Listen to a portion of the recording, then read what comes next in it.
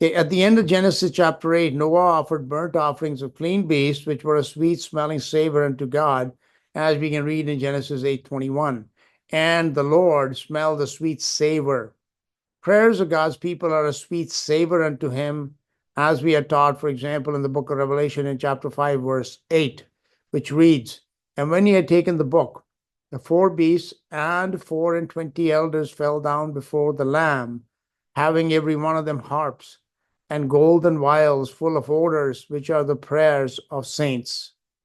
Prayers being a sweet savor, a pleasing odor unto God, is taught throughout the Bible, as for example in Revelation chapter 8, verse 3, and which reads, And another angel came and stood at the altar, having a golden censer, and there was given unto him much incense, that he should offer it with the prayers of all saints upon the golden altar which was before the throne. Okay. So the word savor is the Hebrew word nihoa. Actually, I'm sorry, that's not the word savor, it's the word sweet, because we understand that it's saying it's the sweet savor that God experienced when Noah offered the burnt offerings, which is the Hebrew word H5207 in Strong's Concordance, and it means a masculine noun referring to something soothing, pleasing, and delightful. It is used of an odor that is acceptable to God, soothing or tranquilizing, something that brings relief from pain. In Genesis 6:6, we read that God was grieved at his heart.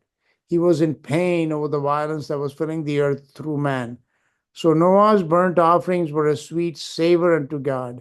They were like medicine for the pain that man had caused him in his heart, a pain that was so great that he repented that he had made man on the earth, as he said in Genesis chapter 6, verse 7. In Romans chapter 8, verse 22, it is written, For we know that the whole creation groaneth and travaileth in pain together until now. Although we think that it is only the creature that suffers pain, the fact is that the Creator suffers the pain of all his creatures, because it is his life that is in those creatures, whether that creature is man or a beast.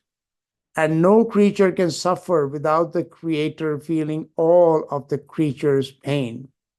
From Genesis 6:6 into the book of Revelation, but especially in Isaiah chapters 52, 53, in Isaiah 63, and in Matthew 26, we are taught of the pains and sorrows of our Creator, especially in the form that he took as man, so that he could suffer in the exact same way that any man suffers. Our Creator, our God, whose name alone is Jehovah, has never allowed any creature of his to suffer without suffering all of that creature's pain, whether it is man or beast that is suffering. The truth about God's sufferings, which are identified as the sufferings of Christ in the New Testament, is found throughout the Bible. As, for example, we can read in Isaiah chapter 53, verse 4, Surely he hath borne our griefs and carried our sorrows, yet we did esteem him stricken, smitten of God, and afflicted. In Isaiah 63, verse 8, For he said, Surely they are my people, children that will not lie. So he was their savior. And verse 9, In all their affliction he was afflicted. Who? God, the Creator, afflicted in pain, in grief, suffering. And the angel of his presence saved them. In his love and in his pity, he redeemed them, and he bore them and carried them all the days of old. Then in Matthew chapter 26, verse 37, on which I've done an extensive amount of teaching in Matthew 26 about the sufferings of Christ, about the living death that he died in the Garden of Gethsemane. And he took with him Peter and the two sons of Zebedee, and began to be sorrowful and very heavy. And verse 38, Then saith he unto them, My soul is exceedingly sorrowful, even unto death. Tarry ye here and watch with me. So the point I'm trying to make here is that the suffering of God and the pain that he has suffered and continues to suffer is totally beyond our comprehension. But the Bible teaches that very clearly that God has suffered, especially with man, right from the days of the Garden of Eden and especially from Genesis chapter 6. What we therefore understand from Noah's burnt offerings unto God is that these offerings, which are symbolic of the prayers of God's people, were a sweet savor, a pleasing odor unto him. Our prayers are a tranquilizing medicine for God who is in severe pain because of the evils of man. Our prayers bring comfort to God. They give him peace because we are told throughout the Bible that God is troubled because of man's evil.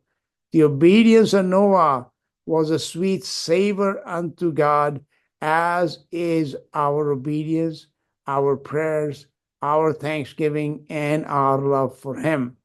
Just as we require comfort when we are troubled and in pain, so too does God. For God's heart was not just grieved the one time in the days of Noah, it has been in a state of grief since the days of the Garden of Eden, and God will be in pain until pain is no more, about which we read in Revelation chapter 21, verse 4, that there shall be no more pain in creation, because the Creator's own pain will have forever been relieved through his own sacrifice, through the offering of himself in the body of Jesus Christ on the cross. We can read that in Revelation 21:4. And God shall wipe away all tears from their eyes, and there shall be no more death, neither sorrow, nor crying, neither shall there be any more pain. I wanted to add this to my study in chapter 8 because I did not elaborate on the pain and the suffering of God in that study last week and what it meant that, God smelled the sweet savor when Noah offered his burnt offerings unto him after the flood. Okay, now let's continue on to chapter 9. In verse 1 we read, And God blessed Noah and his sons, and said unto him, Be fruitful and multiply, and replenish the earth. This is going to be a very lengthy study here in this chapter 9 on this just one little phrase, be fruitful and multiply. Okay? Once Noah came out of the ark upon dry ground, he offered burnt offerings unto God, which were a sweet savor unto him. And after which God blessed Noah and his 3 sons. This is almost the exact same blessing with which God blessed Adam and mankind that would come through him. In Genesis 1:28, we read, And God blessed them. And God said unto them, Be fruitful and multiply and replenish the earth. Okay? So both Adam and Noah were blessed with the same blessing, to be fruitful, to multiply, and to replenish the earth. The word fruitful is the Hebrew word para, H6509. It is a verb that means to be fruitful, to flourish. It indicates the multiplication and successful production of fruit, of offspring, or flavors from living fruits, vegetables, animals, or mankind. It means to have offspring, that is, to reproduce more of one's own kind. And the word multiply is the word harbe, H7235. It is a verb which means to be many or to become many, to be abundant. It means to become numerous or great. It expresses God's original mandate for mankind to multiply on the earth. Okay? And it is an adjective indicating to be much or to be many, to be abundant. It refers to a great number of something. Okay? The question is, why did God want man and beast to multiply on the earth?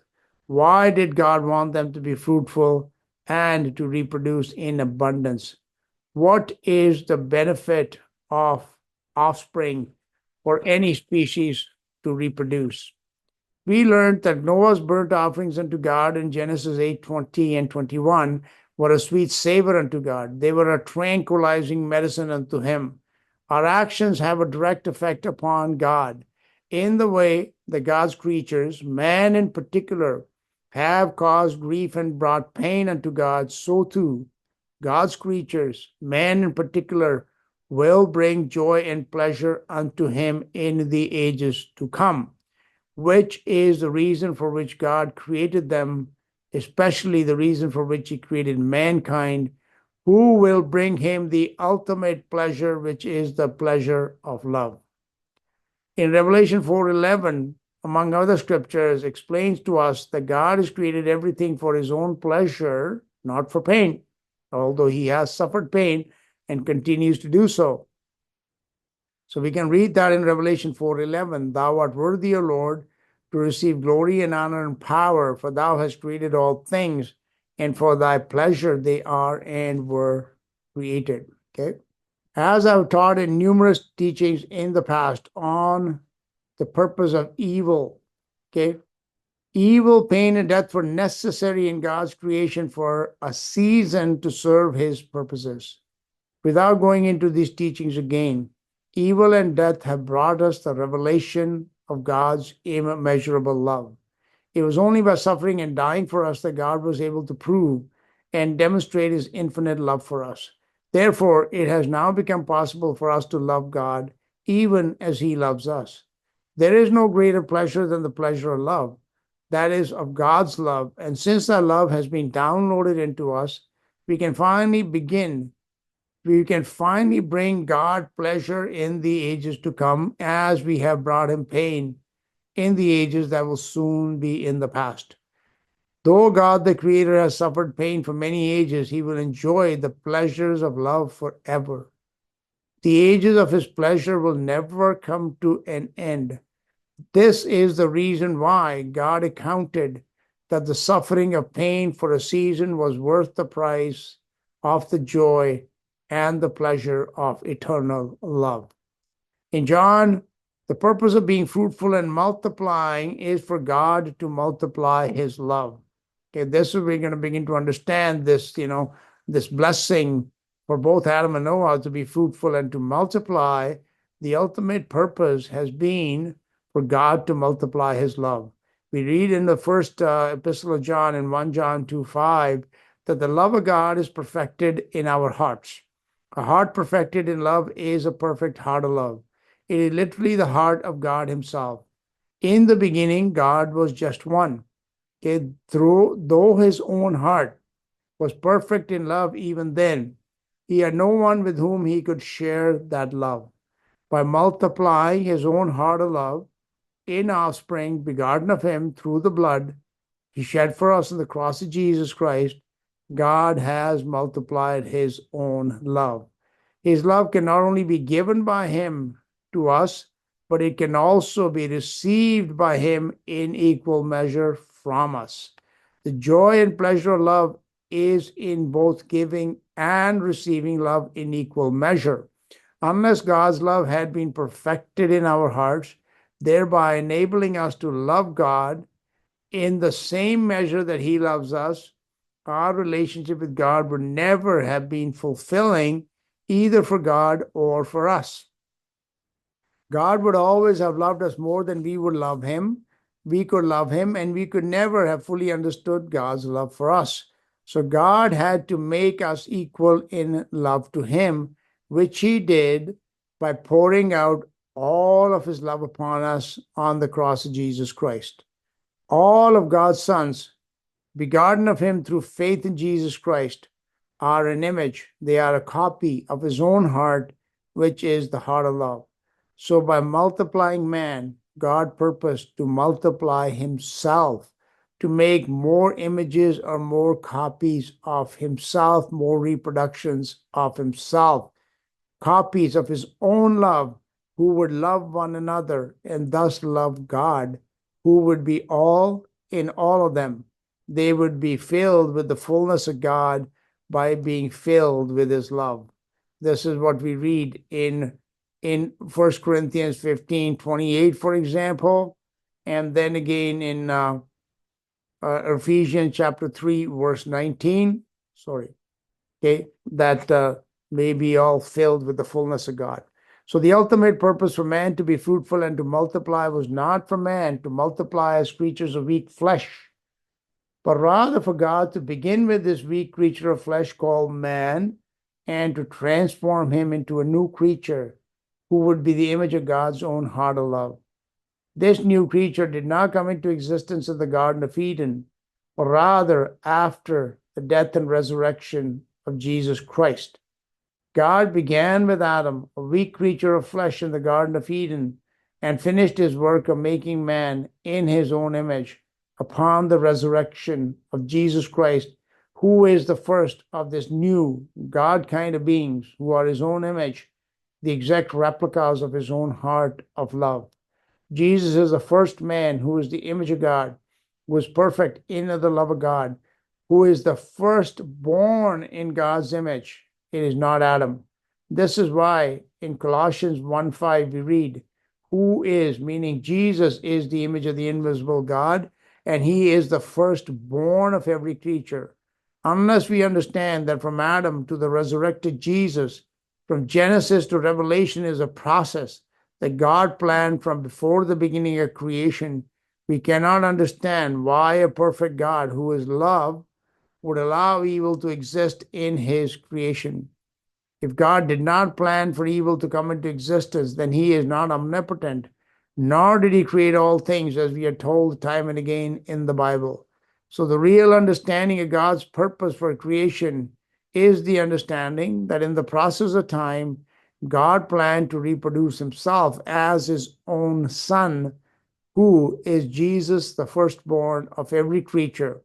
He is the firstborn, not as a man of flesh and blood, which is Adam, but as the image of God, as the first perfect copy of God's love, of his very own heart. So in Jesus, first of all, was fulfilled the purpose of God, first stated in Genesis 1:26, let us make man in our image.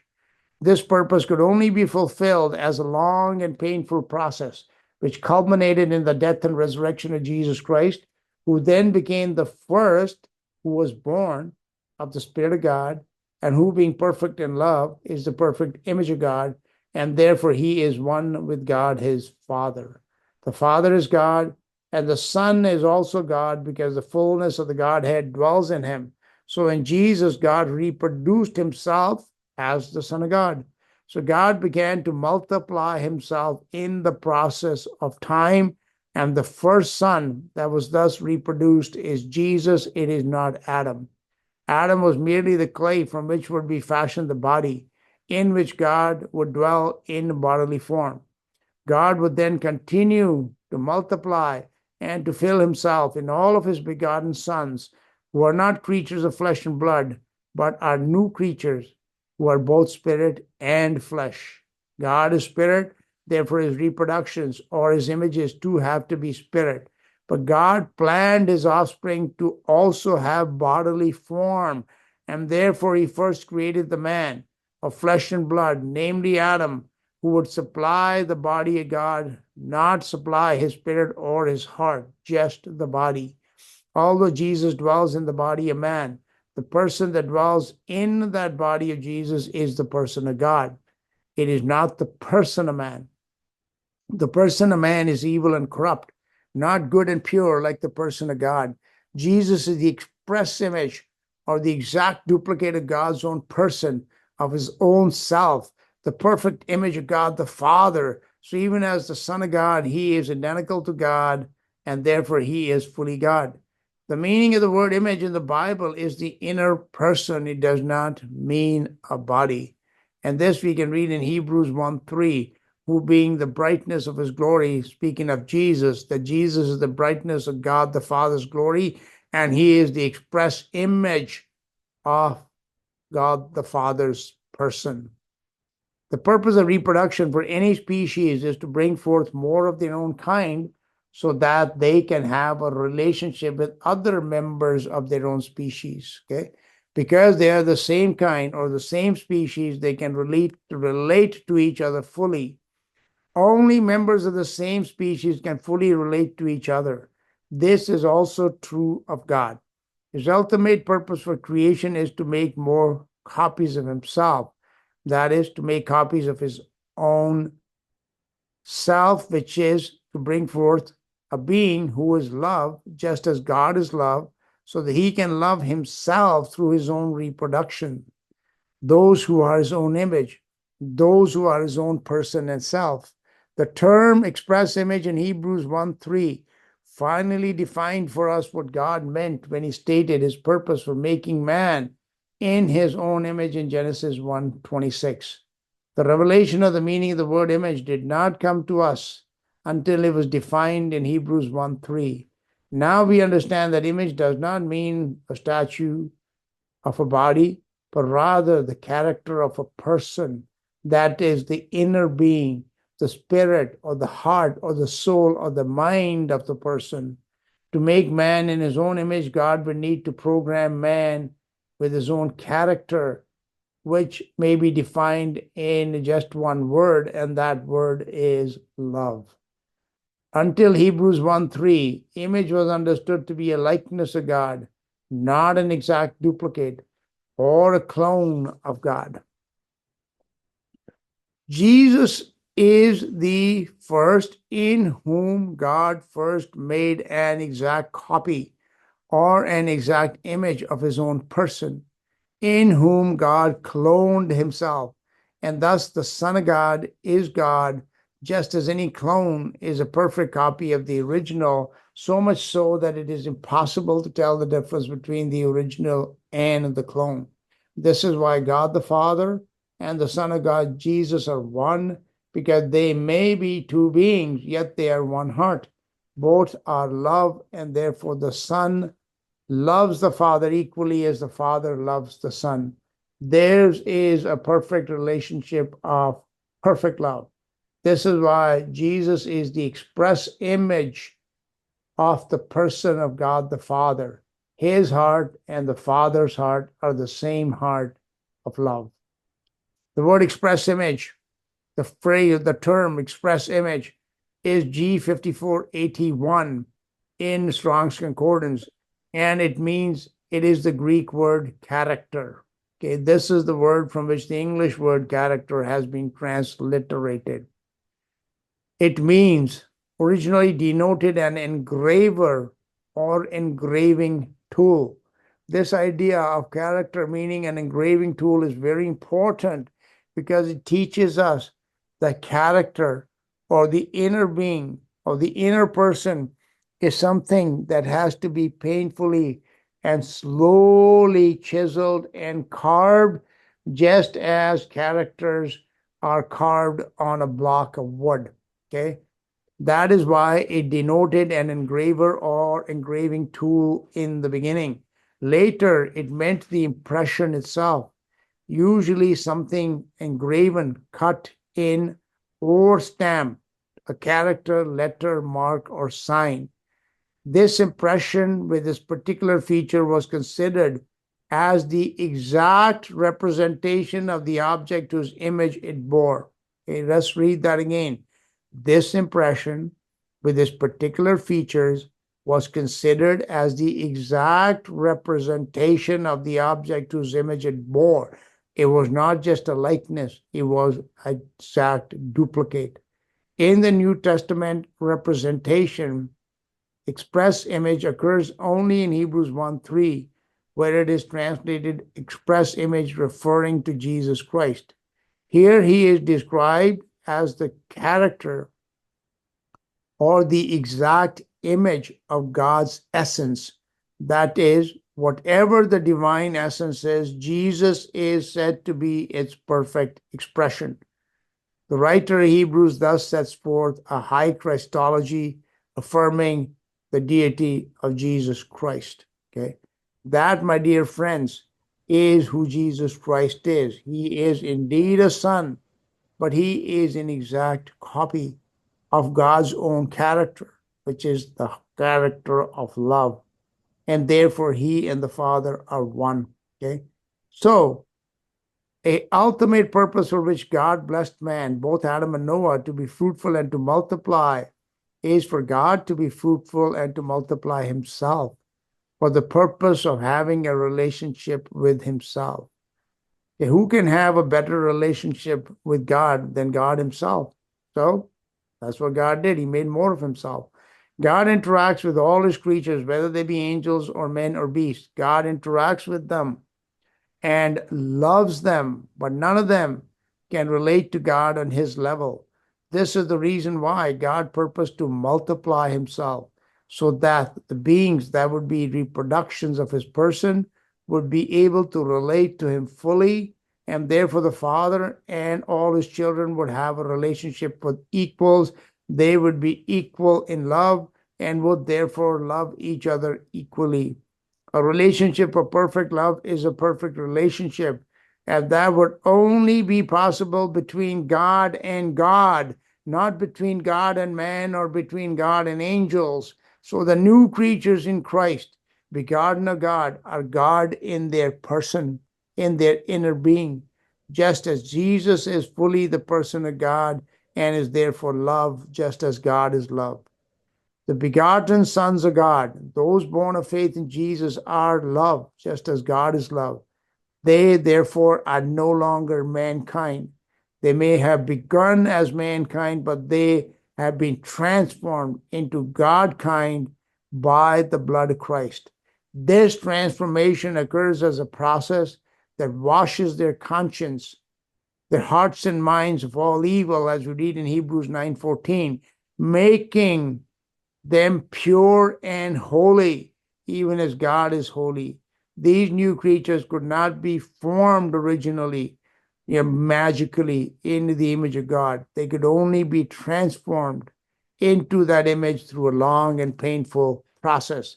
The character of God could only be etched like that engraving tool upon their hearts and minds through a long and painful process by which God revealed that love, and therefore that love was carved onto our own hearts. God is love, and so only God can love God fully. Only God can have a full and complete and completely fulfilling relationship with himself. Therefore, he needed to make more of himself. He needed to multiply himself, which he has done, beginning with the firstborn son, Jesus Christ, and adding to his family all his begotten sons who will have been born again into the family of God through faith in Jesus Christ. Let us not forget that all things have been made for God and exist for his pleasure, as I read to you from Revelation 4:11. So the bringing forth of the new creatures who are the heart of God's love, who are identical in love to himself, was a lengthy process that began in Genesis 1:1 and finished upon the resurrection of Jesus Christ. The fact that Jesus Christ, like God the Father, is also love is proven by the fact that his love did not fail, even when it was challenged by death on the cross. Death is the only enemy powerful enough to conquer love. Yet Jesus arose from the dead, which means death was not able to conquer that love. Had the God-man Jesus not been perfect love, he would not have been able to overcome death, which he did. This has been a long digression from our study in Genesis chapter 9. But it is also, a perfect explanation, or a much detailed and complete explanation of what it means to multiply, to be fruitful and to multiply. That it is not in regards to man or to beasts that God wanted to just multiply and fill this earth with creatures of flesh. Ultimately, in the end, he has a greater purpose, which is to be fruitful and to multiply himself. But I believe few people understand the purpose of reproduction, for which reason God blessed both Adam and Noah with the blessing to be fruitful and to multiply. Furthermore, we understand through bodily reproduction of man and beast that the offspring are born through a relationship and then grow and mature over a period of time until they're fully grown and become the same as the parent. In the case of the first man of flesh, Adam, he was formed fully grown. So God is capable of making his creatures full and mature right from the start, as he did with Adam and as he does with angels. This process of reproduction of the body teaches us, so God, after Adam, didn't keep continuing to just, shape pieces of ground into more and more of mankind. He made one pair, the man and the woman, and then they multiplied by having a relationship with each other. And their offspring were not born fully grown.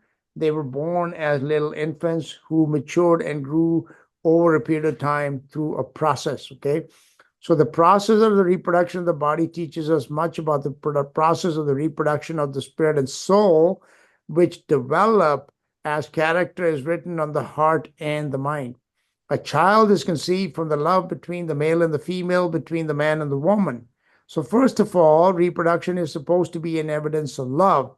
Secondly, the child is shaped and molded into the character of the parents over a long period of time. Character has to be written on the heart and mind of the child in the process of time. The child becomes the man or the woman as the character of the person is shaped into a character of good and or evil.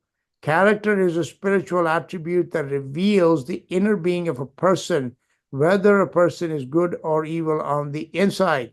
Even in regard to the first man, Adam, his character did not begin to be shaped and formed until he ate of the fruit of the tree of the knowledge of good and evil. Spirituality means understanding the difference between good and evil and choosing to be good or evil.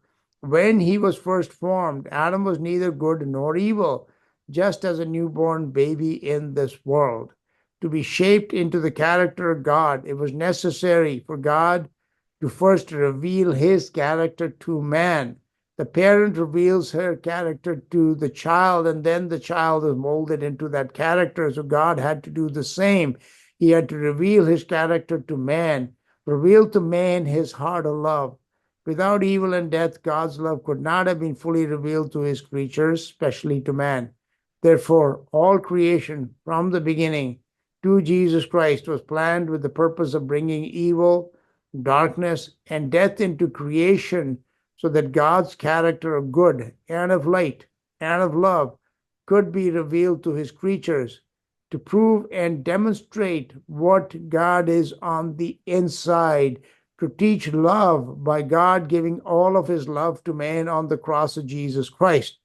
Once the revelation that God is love had come, God could then begin to mold and shape and to form his own image, to write his own character of love on God's heart and mind. He could then begin to form Christ, who is the image of God in the creature of flesh called man. The Apostle Paul wrote, my little children, of whom I travail in birth again until Christ be formed in you. Christ comes into us when we are born again, but that the formation into that image that is Christ, into that person that is Christ, it is a lifelong process even after being born again. Born again is just the beginning of the shaping and the forming of the character of love in our hearts. That is a process that continues if we continue in faith. That is why Paul had to suffer so that he could see these Galatians grow and mature, which they had stopped doing. So the making of the copies of God's love has been a process which has caused him suffering beyond our comprehension. But love can only be proven and demonstrated through suffering and through giving. Therefore, God did what he had to do to be fruitful and to multiply himself. He gave of himself. He suffered the pain, even the pain of death that was needed to fully reveal his heart and his character of love. And now that that character has been revealed, it can be written upon our hearts and we can be perfected in love. Okay? Adam could not be perfected in love until evil came and death came. That is what we understand. And because God wanted to multiply himself and his love, all these evil had to come. When God multiplies, love multiplies. And this is the ultimate secret of the Creator. He himself grows and increases as the love multiplied through living copies of the love, who are the new creatures in Christ, the sons of God begotten through faith in Jesus Christ.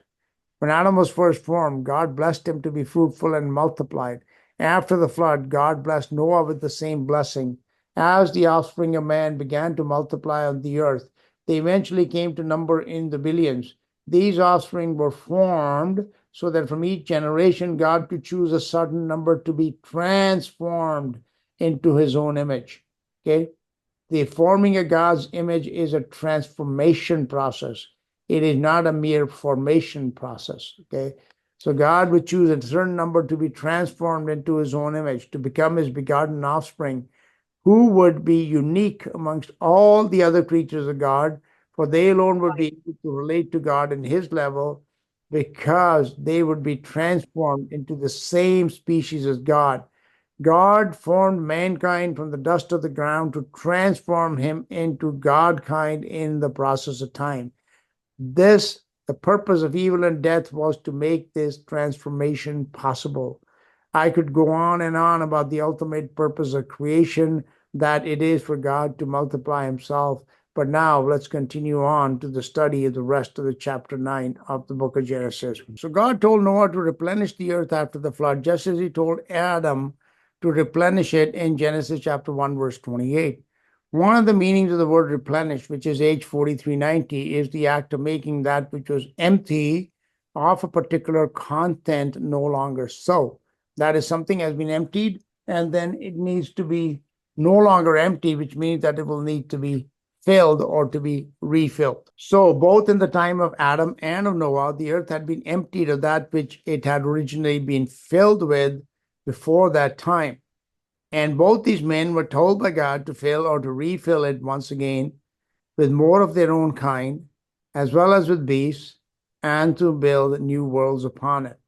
The exact same terminology was used by God in Genesis 1:28 and in Genesis 9:1, which would strongly suggest that the state of the earth as a ruined wasteland in both cases was a result of a flood sent by God as judgment upon the world or the worlds that existed upon the earth prior to that time. This history has been studied in detail many times previously, so I will not repeat it here. However, after the same blessing given to both Adam and to Noah, to be fruitful and to multiply and to replenish the earth, they were given somewhat different instructions and commands. In Genesis 1:28, after God blessed Adam to be fruitful and to multiply and to replenish the earth, he continued to say, to replenish the earth and subdue it, and have dominion over the fish of the sea and over the fowl of the air and over every living thing that moveth upon the earth. Adam was commanded to subdue the earth and to have dominion over it and over all the creatures that existed upon it. The word subdue is H3533, kabos, a verb. It means to subdue, to bring into subjection, to enslave. The word subdue is H3533, the word kabos. It's a verb meaning to subdue, to bring into subjection, to enslave. It means basically to overcome, to subdue someone. It is used to describe God's mandate to humans to subdue the created order. And the word dominion is H7287 rada, a verb meaning to rule, to have dominion, to subjugate. This Hebrew word conveys the notion of exercising domain, whether legitimate or not, over those who are powerless or otherwise under one's control. In the case of Adam, he was given power and authority over all of the earth and over the creatures that dwelt upon the earth. The reason he was asked to subdue and to subjugate and to exercise dominion upon the earth was that God knew that Adam would be tested by creatures that would seek to take this authority away from him, as did the serpent in the Garden of Eden. If opposition to Adam's given power and authority had not existed on the earth, there would be no reason for God to command him to subdue the earth or to have dominion over it. However, it is noteworthy that Noah was not commanded to subdue the earth or to have dominion over it after the flood. What we read in verse 2 of chapter 9 is, and the fear of you and the dread of you shall be upon every beast of the earth, and upon every fowl of the air, and upon all that moveth upon the earth, and upon all the fishes of the sea. Into your hand are they delivered. In the case of Noah, it was not Noah that was empowered to subdue and to have dominion over the creatures of the earth, but God himself put the fear of man into them. I believe the reason why God had to do this was that in the Garden of Eden, man gave up power, the power and authority. Adam gave it up, the power and authority that God had given to him, to Satan, the serpent, who took it away from him deceptively. Therefore, by the time of Noah, man no longer had the authority and the power over the earth that was originally given to Adam when God first formed him and placed him in the Garden of Eden. This authority would not be restored to man until the resurrection of Jesus Christ, when he destroyed him who had the power of death, that is, the devil, who is Satan, the serpent. That which the devil stole from man in the Garden of Eden was restored, but it was not restored to the man of flesh, but to the new creatures in Christ Jesus. This is why Noah was blessed, like Adam, to be fruitful and to multiply, but unlike Adam, he was not given dominion over the earth and the creatures upon it. However, to facilitate his life upon earth, God put the fear and dread of man upon the beasts, who would be used by man to serve him, and also for food, as we shall read in verse 3. So, verse 3, every moving thing that liveth shall be meat for you, even as the green herb have I given you all things. For flesh with the life thereof, which is the blood thereof, shall ye not eat. In Genesis 1:30, God gave man the herbs of the field and fruits of the trees for food. But after the flood, the beasts were also given to man for food, in addition to the herbs of the field. It is more than likely that man had already been eating meat before the flood, but it was only after the flood that God authorized the eating of animal flesh as food with certain restrictions. We understand that even before the flood, man had been taught to make a distinction between clean and unclean beasts. Noah offered clean beasts as burnt offerings unto God in chapter 8. So I believe that man understood that God had authorized the eating of clean beasts only. God also stipulated that the flesh of beasts would not be eaten with blood. Yet this is where man began to be taught that life is in the blood, which is the reason why God had to shed his own blood for man, which he did in the body of Jesus Christ on the cross. Therefore, in verse 4, God commanded man not to eat the blood. This is practiced unto this day in Israel and amongst Muslim people, that the animal's body is drained of blood before the flesh is eaten. In verse 5 and 6, and surely your blood of your life, and surely your blood of your lives will I require.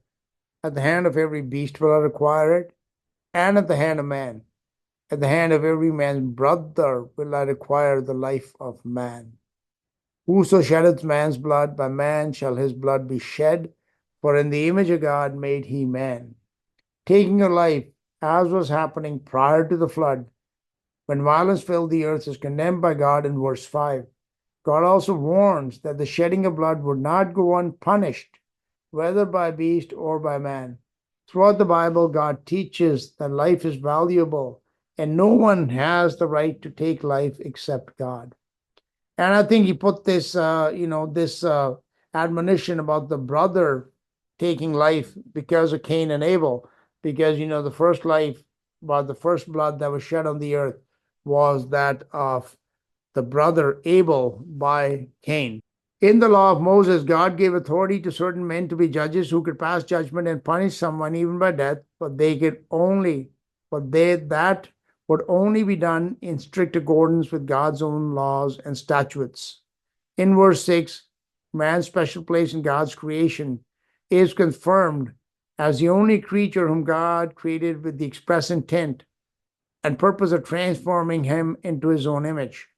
In verse 6, we read that in the image of God made he man.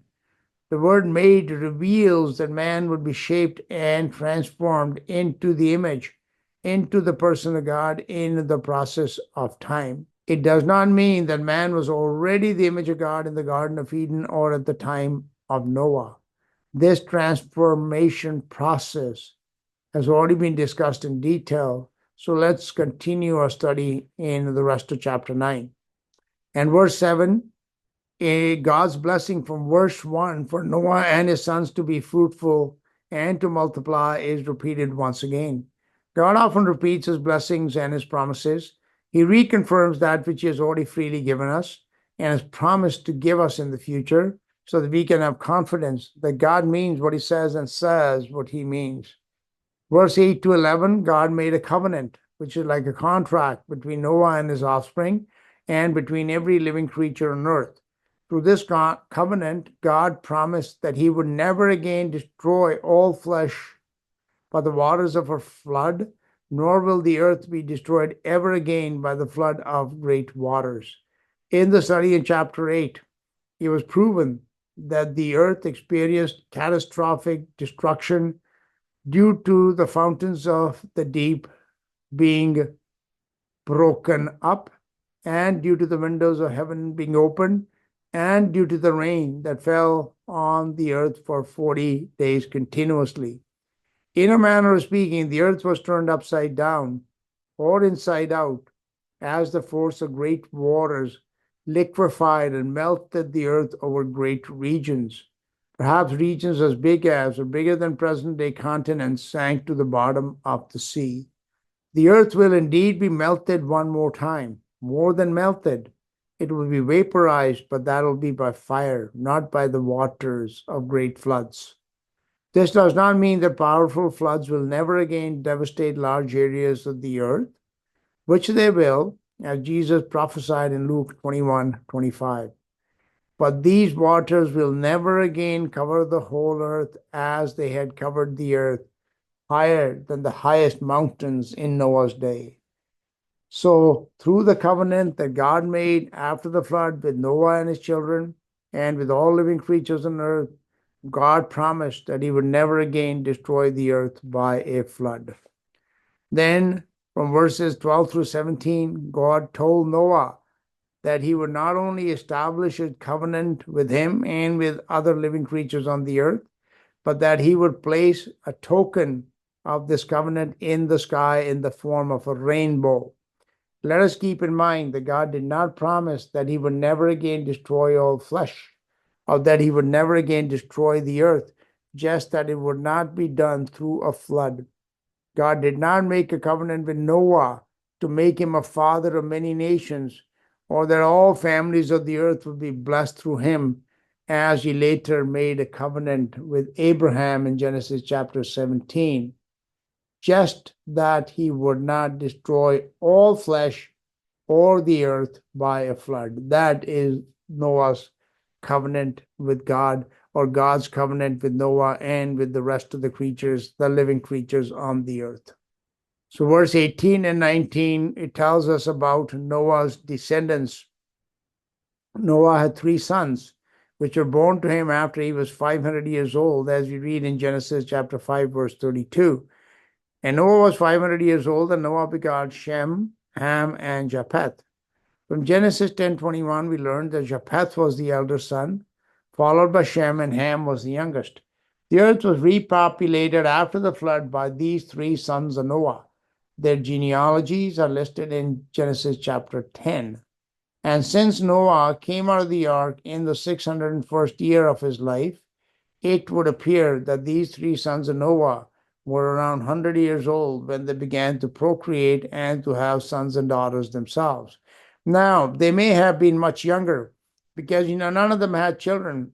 If they were around 100 years old, they probably would have had children by that time, okay? So, although we are told that, these 3 sons were born after when he was 500 years old, it doesn't mean, that it happened right at the time he turned 500. It could have been any time between his 500 and 600th year when the flood finally came that these children were born to him. So, they could have been younger than 100 years of age, but that is difficult to say at this point in time. Okay. In verse 20, we read, and Noah began to be an husbandman, and he planted a vineyard.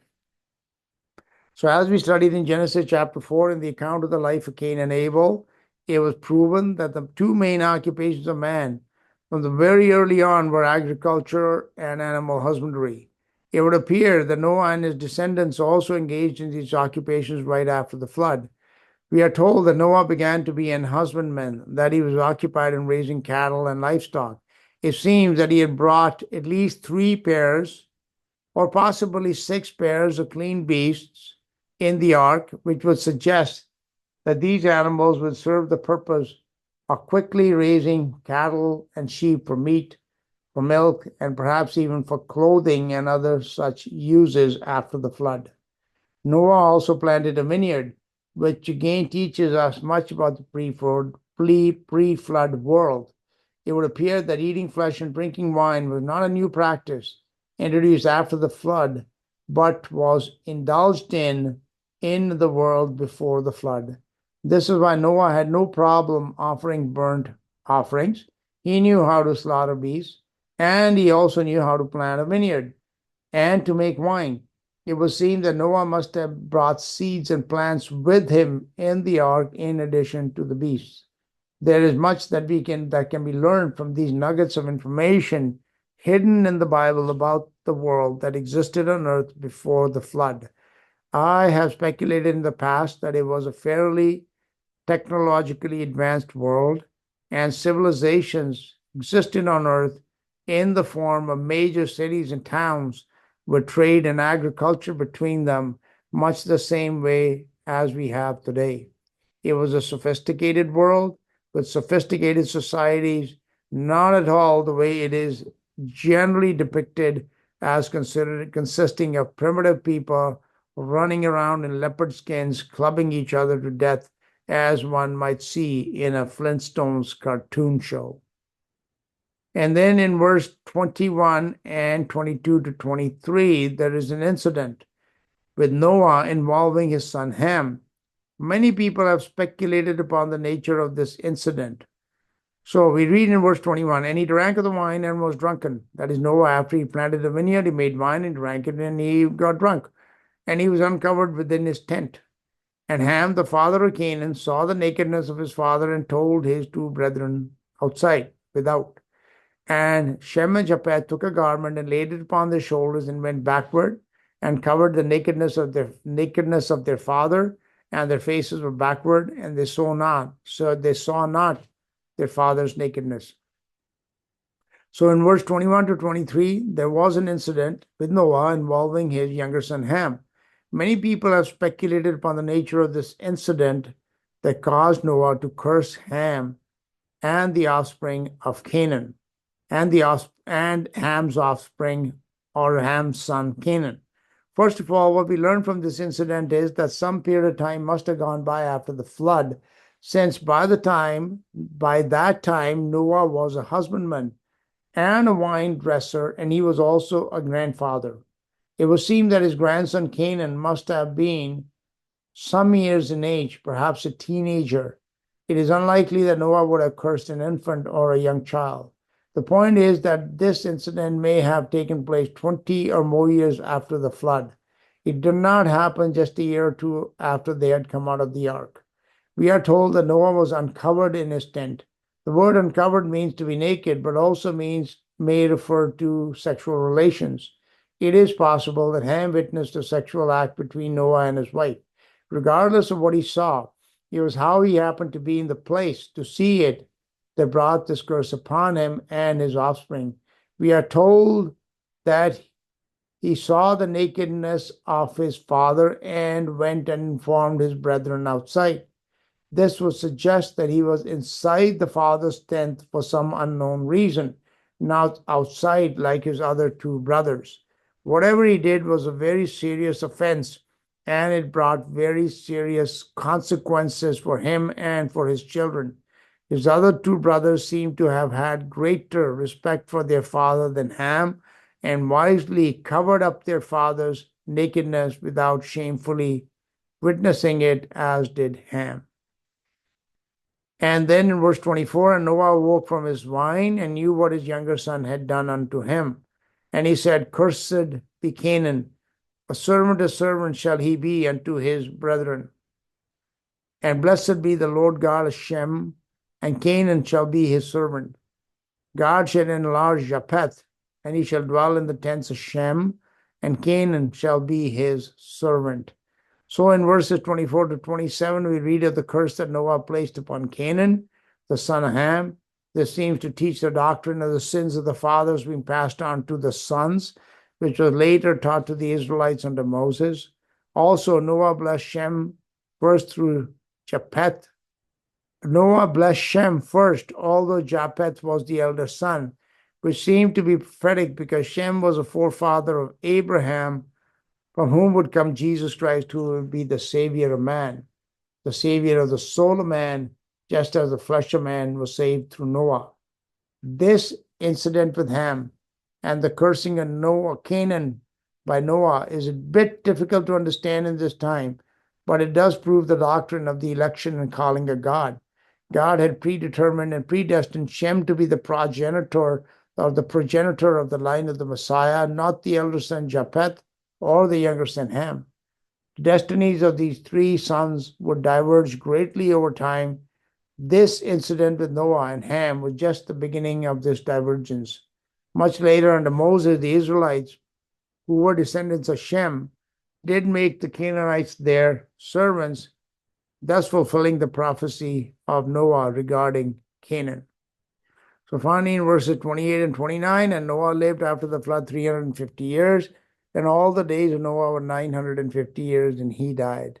Noah lived a very long time after the flood, 350 years in all. His life is truly remarkable, for he was born at a time when the pre-flood world had reached great heights, both in population and in development.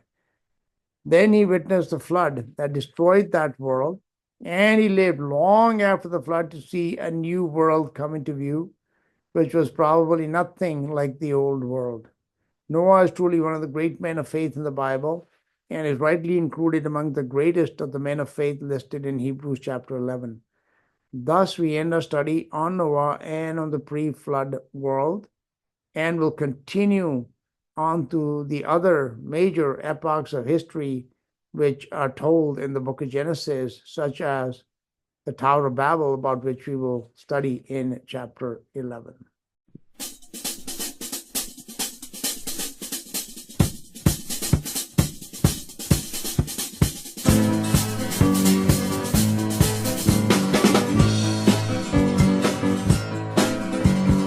Jesus is the Son of God. Jesus is the Son of God. Jesus is the Son of God. Jesus is the Son of God.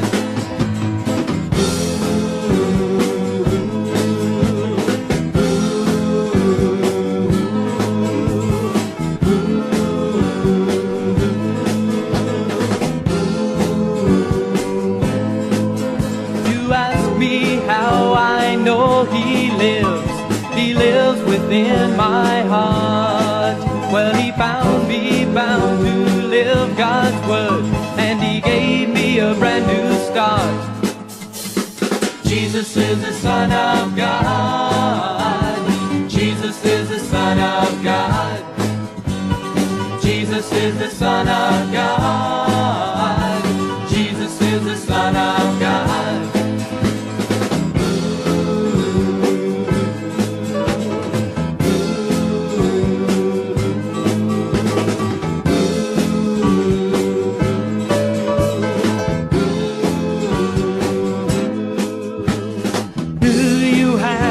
Great power and life, a life so rich and free.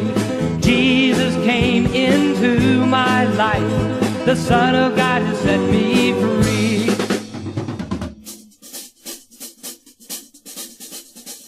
Jesus is the Son of God. Jesus is the Son of God. Jesus is the Son of God. Jesus is the Son of God. Jesus is the Son of God. Jesus is the Son of God. Jesus is the Son of God. Jesus is the Son of God.